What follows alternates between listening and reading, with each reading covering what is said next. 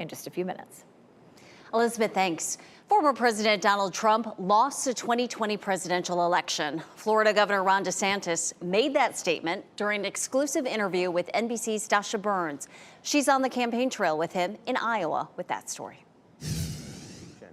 If the election is a referendum on Joe Biden's policies and the failures that we've seen, and we are presenting a positive vision for the future, we will win the presidency and we will have a chance to turn the country around. If, on the other hand, the election is not about January 20th, 2025, but January 6th, 2021, or what document was left by the toilet at Mar-a-Lago, if it's a referendum on that, we are going to lose. But and that's just the reality. Race, you know, with Trump in the race, that is largely what it's going to be about. And right now, you're not fighting against Joe Biden. You're fighting against Trump. That's not a pathway for success for the Republican Party. I think a lot of our voters understand that.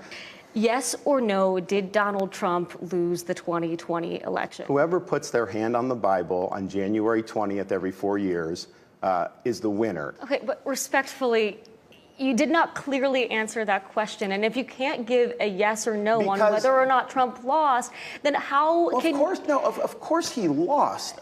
Trump lost the 2020 election. Of course. Okay. Joe Biden's the president. But the issue is, I think, what people in the media and elsewhere, they want to act like somehow this was just like the perfect election. Governor DeSantis fighting his own battle to convince voters and donors that he has a shot at beating Mr. Trump, despite lagging poll numbers, a campaign cash crunch, and relentless attacks from his rivals. Recently, his biggest individual donor threatening to pull back his cash unless Governor DeSantis takes less extreme positions and shows he can win over moderates. A chief concern, the 6-week abortion ban DeSantis signed in Florida. It's an issue Democrats have worked to use against him and other Republicans on the campaign trail. The governor has implied the issue should be left to individual states. So would you veto any sort of federal bill that tries to put a nationwide ban in place? So we will be a pro-life president, and we will support pro-life policies. I would not allow what a lot of the left wants to do,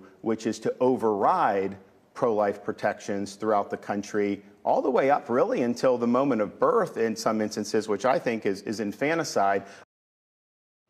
That was Dasha Burns reporting. Florida has long allowed anyone who wants to vote by mail to do so, whereas Trump is a vocal opponent of that practice. For the 2024 election, the Republican National Committee has been trying to get GOP voters to embrace early voting, including voting by mail, after years of former President Trump putting down the practice. Part of